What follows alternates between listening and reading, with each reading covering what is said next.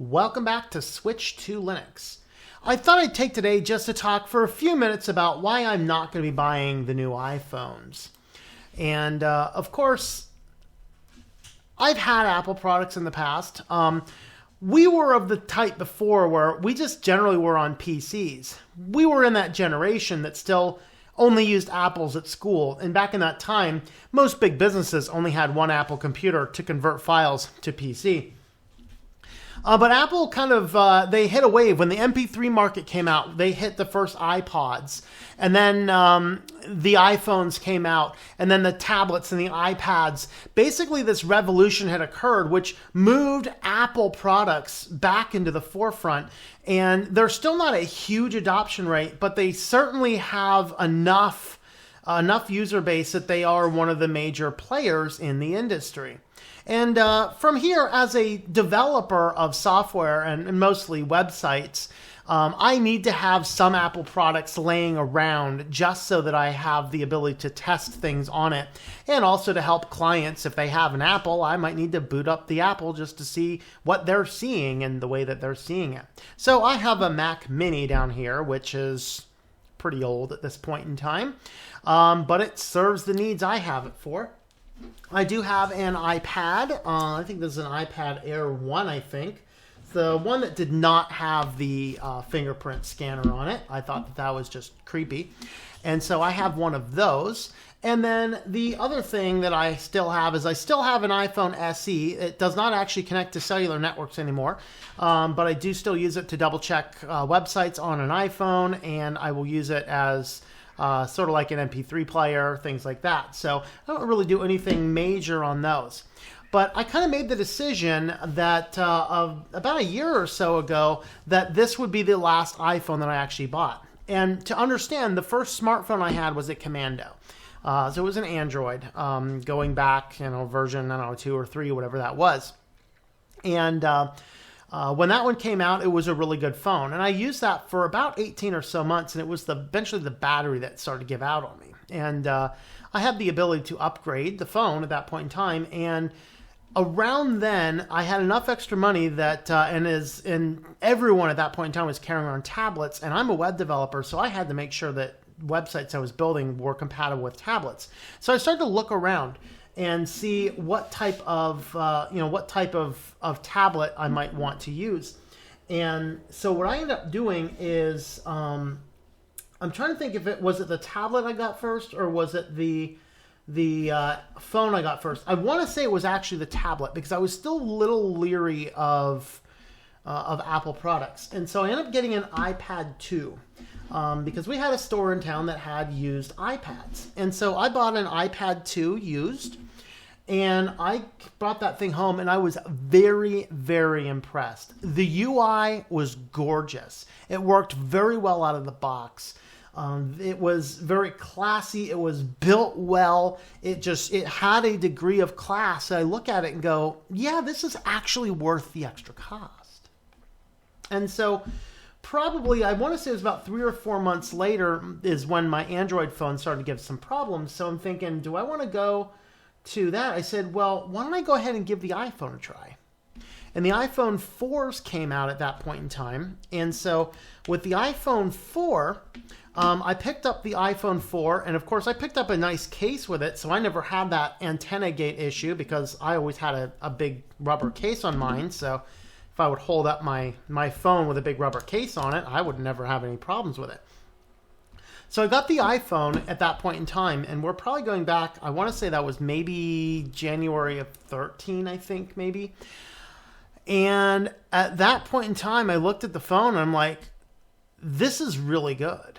This is shockingly good of a device. And so at that point in time, I started using the Apple products more. I didn't jump into computers because I never really cared for Mac's UI.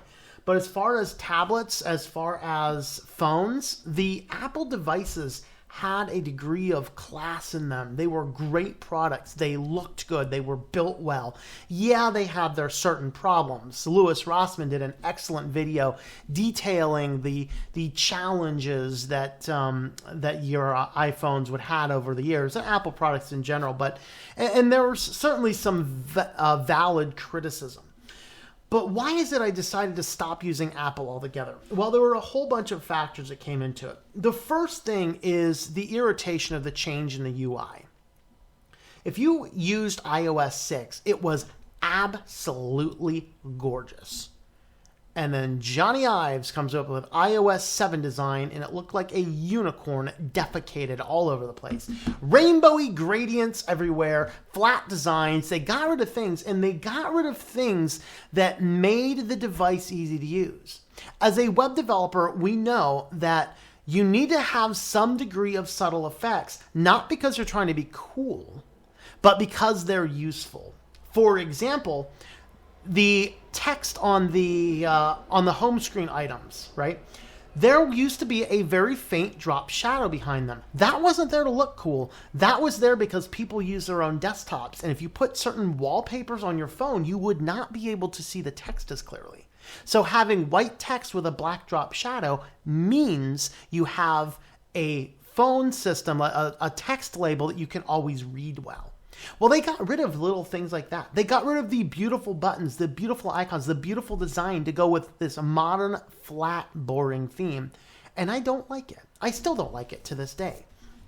That was not enough for me to completely push away from it.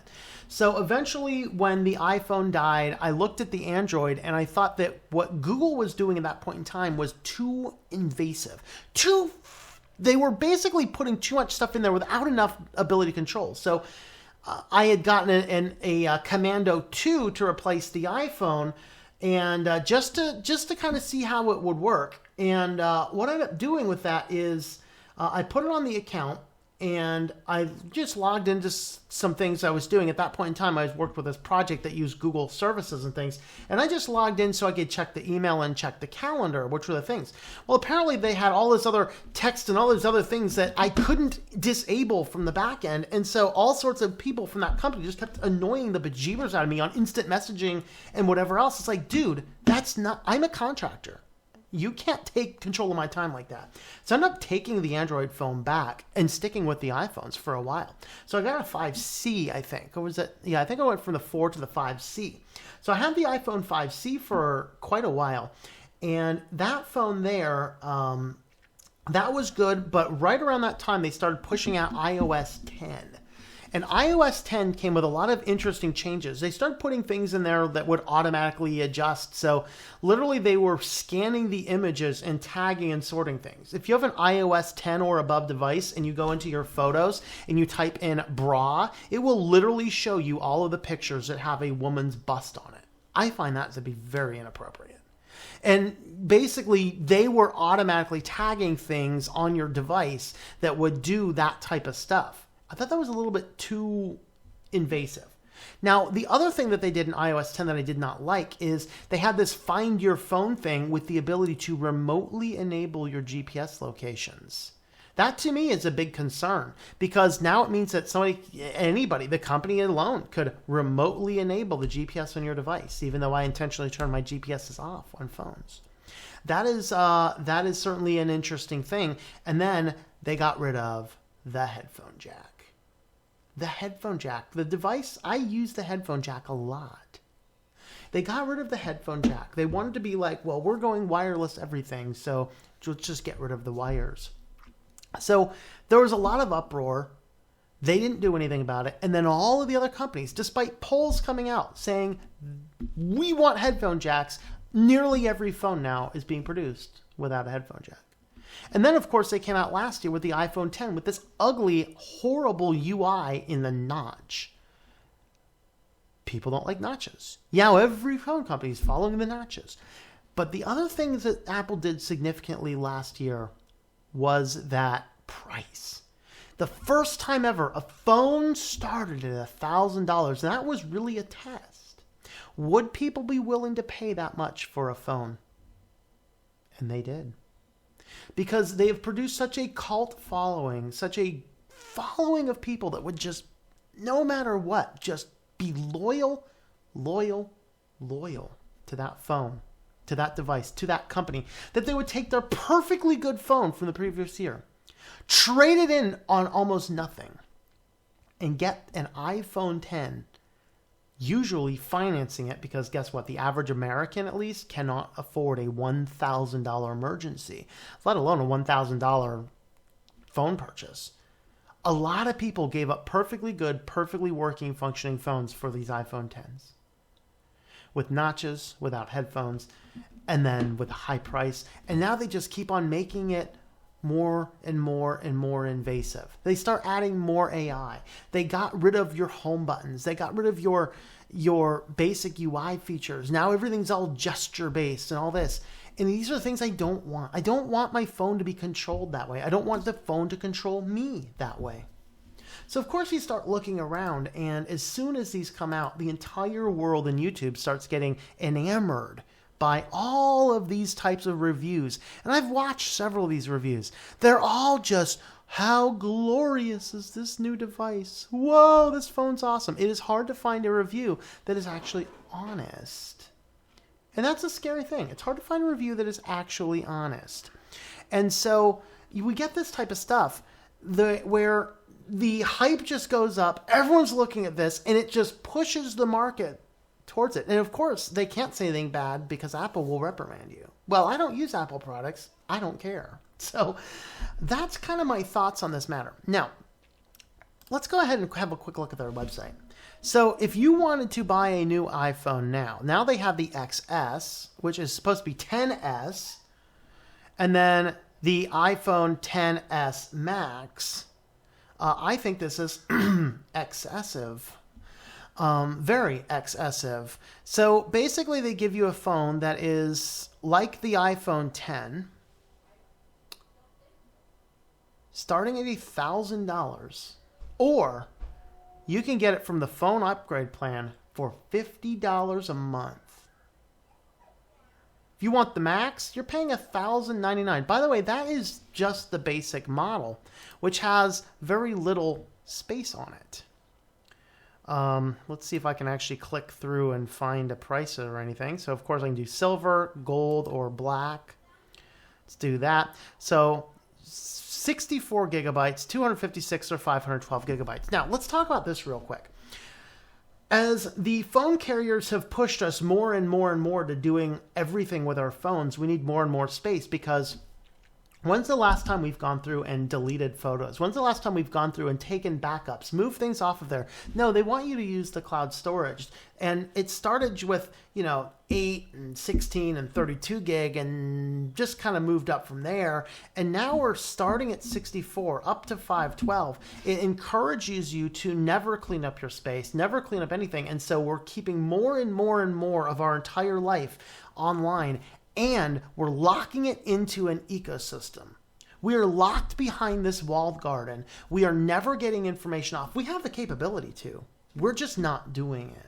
We're not taking the discipline it takes to take the information off. So now you can start with this, but it's like, oh, I'm already so close to the line because I got the low range phone last year and I'm very close to the line. Maybe it's just worth paying the extra $150 to go up to the 256 gigabyte one, so I won't have to worry about managing all that stuff, which is now putting you up an extra $6 a month. So $56 a month for this. And by the way, this is your price without your Apple Care.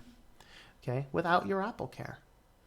And so in reality, this is getting to the point where we are putting way too much money into these devices.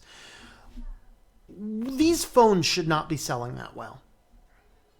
And I haven't looked at all the stats. According to some of the reviews I've seen, they're actually not selling phones quite as well as some people thought that they might.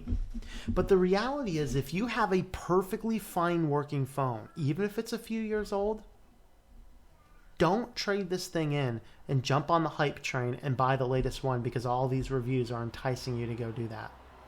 That would be irresponsible. And you don't want to be irresponsible. Don't do that, guys. Don't do that at all. Okay? Be wise about it. Be careful about it. Don't jump in and buy your new iPhones just because they're new. Don't jump in and buy your new $1,000 phone just because they came out. And certainly don't do it to increase your status and the symbols and those choices. I made the decision to stop using Apple when they stopped listening to end consumers. When they took away my headphone jack, when they took away my good UI, when they started doing funny things in the software. I guess the other thing I didn't mention is that whole, you can turn off your Bluetooth and your wireless, but it doesn't actually turn them off. It just disables them for a couple hours so they can crank it right back on in the morning. The other thing, by the way, with these new phones, as much as they're paying more and more for your phone, you are no longer getting the dongle to attach your headphones to your device. You now have to pay the extra money to buy that separately. This is anti-consumer. This is not good stuff. And I think we need to jump off the hype train. We need to stop and realize if we have a good, fine, working, functional phone, don't get out there and buy another one. America, we can't afford this. We are trillions in debt between student loans, which is a lot of the people that are interested in buying these things, they're strapped by student loans too, or credit cards. You can't afford another payment. I still use this phone, which is a $100 phone, and it works perfectly well. Everything I need it to do. Ooh, I don't have the status symbol, but guess what? I don't care if I have the status symbol or not. As soon as you start looking at status symbols, guys, it's going to be the decline. So keep that in mind, folks. Keep that in mind. I will not be buying the new iPhones. Will I ever buy an Apple product again? On a used market, I probably will, because I do need to make sure that I have this type of stuff laying around for development testing. However, they will not be systems that I actively use. They're not going to be systems that are a part of my regular life, that's for sure. Just be wise. Just think about it. Don't go deeply into debt to get a phone, particularly if you already have a phone that works perfectly well. So thanks for listening to this discussion, and let me know your points below. Are you interested in buying a phone? Do you want one? If so, why? And if you bought one, could you really afford it? Was it just extra cash you had laying around, or did you buy it because you felt compelled to buy it? Well, if you like this video, you can help support this channel. Check out the links in the description down below. I have switchedtolinux.com/support contains all the ways you can help support me. I do have some t-shirts, coffee cups, things like that you can pick up at shop.switchedtolinux.com, and check me out over on Patreon, patreon.com/TomM. So thanks for coming along, and I hope that you enjoy switching to Linux.